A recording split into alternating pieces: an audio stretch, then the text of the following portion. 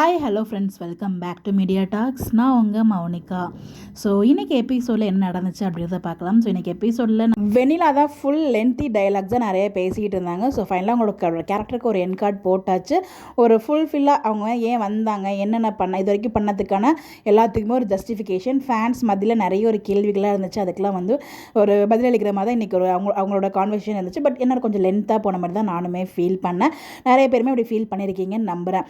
So அது ஒரு பக்கம் போச்சுல. ஃபைனலாக வந்து பார்த்திங்கன்னா எல்லாத்தையும் பேசி சித்தப்பா அவங்க மாமாவும் வந்து பார்த்திங்கன்னா மன்னிப்பு கேட்டு அங்கே தான் கொண்டு போய் கிளம்புறாங்க. அதுக்கு முன்னாடியே வந்து பார்த்திங்கன்னா நம்ம விஜய் வந்து சமக்கோமாக பொது இடன்னு கூட பார்க்காம எப்படி இந்த முடிவு எடுக்கலாம் அப்படின்னு சொல்லிட்டு அந்த கோவத்தில் கையை கூட ஓங்கிட்டார். அந்த ஒரு கோவம், அதாவது அது கோவம்னு சொல்ல முடியாது, அந்த அன்புனால வெளிப்படுற ஒரு கோவம். அது வந்து காவேரி புரிஞ்சுக்கிட்டாங்க. ஸோ வந்துட்டு வந்து பார்த்திங்கன்னா அங்கே அவளுக்காக அவ்வளோ ஃபீல் பண்ணி இன்றைக்கி வந்து பொது இடம் கூட பார்க்காம அடிக்கிற அப்படிங்கிற மாதிரிலாம் வந்து பார்த்திங்கன்னா வெண்ணிலாவுமே பேசியிருப்பாங்க. பட் அந்த விஜய் அந்த வெண்ணிலா வந்து ஒவ்வொரு விஷயமும் சொல்லும்போது விஜயோட ரியாக்ஷன் ரொம்ப நல்லா இருந்துச்சு. காவேரியோட நடிப்புமே ரொம்ப நல்லா இருந்துச்சு. ஸோ அந்த விஜய் காவேரிக்கான அந்த ஒரு எப்பயும் போல் வழக்கம் போல் அந்த டாம் அண்ட் ஜெர்ரிக்கான அந்த க்யூட் ஃபைட்டை அந்த அவங்க விட்டு போகுதுன்னு தெரிஞ்சோடனே செம கோவப்பட்டு அந்த மாதிரி வந்து விஜய் ரியாக்ட் பண்ணார். ஸோ அப்புறம் வெண்ணிலா வந்து பார்த்திங்கன்னா விஜய் பற்றி சொல்லிட்டு இருக்கும்போதெல்லாம் நம்ம விஜயோட ரியாக்ஷன் ரொம்பவே நல்லா இருந்துச்சு. உடனே அந்த ஒரு ட்ராக் எண்ட் ஆகுது. ஸோ வெண்ணிலா அந்த கிளம்புனதுக்கப்புறமா நம்ம விஜய் வந்து பார்த்திங்கன்னா பர்ஸ்லேருந்து என்னடா பண்ணுறாரு எனக்கு ஒன்றும் புரியல. அதுக்கப்புறம் பார்த்தா பர்ஸ்லேருந்து காசு எடுத்து கொடுத்துருந்தா கிளம்பு இப்போ பஸ் வந்துடும் போயிடு அப்படிங்கிற மாதிரி சொல்லிட்டு இருப்பாங்க. 2 பேரும் துரத்திட்டு ஓடுவாங்க இல்லையா, அந்த ஒரு பிக்கை தாங்க நம்ம எடிட்டர் ஷேர் பண்ணியிருக்காரு. மற்றபடி எதுவுமே இல்லை. பேக்ரவுண்டில் அந்த மியூசிக் அவங்க அந்த டைலாக் பேசுகிறாங்க.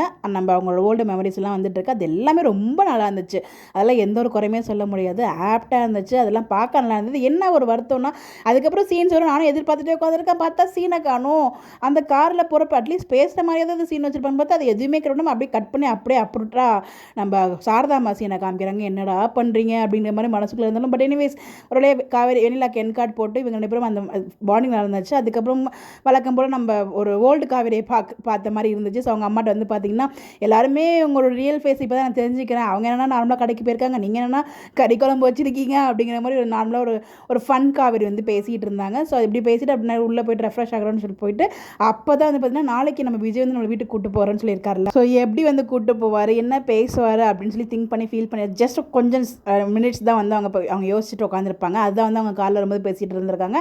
அதை நமக்கு காமிக்கல. அது அட்லீஸ்ட் காமிச்சிருக்கலாமே. என்னடா நாங்கள் தப்பு, என்னடா நாங்கள் பாவம் பண்ணோம், உங்கள் மேலே பாசம் வச்சது தப்பா அப்படிங்கிற மாதிரி தான் இருந்துச்சு.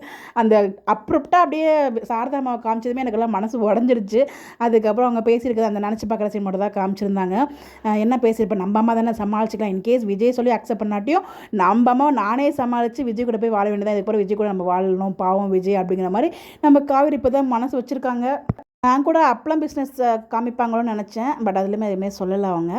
ஸோ ஓகே நம்மளும் போயிடலாங்க அப்படின்னு எடுத்திருக்காங்க. பட் இதுக்கப்புறம் என்ன நடக்க போகுது, அங்கே பாட்டி ஒரு பக்கம் நெகட்டிவாக இருக்காங்க, காவேரின்னு சொன்னாலே ஒரு மாதிரி இருக்காங்க. அடுத்த சீனே நம்ம விஜய் வந்து அவங்க அம்மா அத்தைன்னு கூப்பிட்ற மாதிரி காமிச்சிருக்காங்க. அது காவேரி நினச்சி பார்க்குறதா இல்லை நெக்ஸ்ட் எபிசோட்ஸே அந்த மாதிரி வருதா நமக்கு தெரியல. நாளைக்கு எபிசோடில் தான் வரும்னு நினைக்கிறேன். எனக்கு தெரிஞ்சு எனக்கு ஒரு ப்ரொமோ நான் எக்ஸ்பெக்ட் பண்ணுறேன் வரும்னு சொல்லிட்டு பார்ப்போம் என்ன நடக்குது அப்படின்னு சொல்லிட்டு. உங்களுடைய கருத்துக்கள் நீங்கள் எபிசோட் பார்த்தீங்களா, நீங்கள் எப்படி ஃபீல் பண்ணீங்கன்னு சொல்லி கமெண்ட் பண்ணுங்கள்.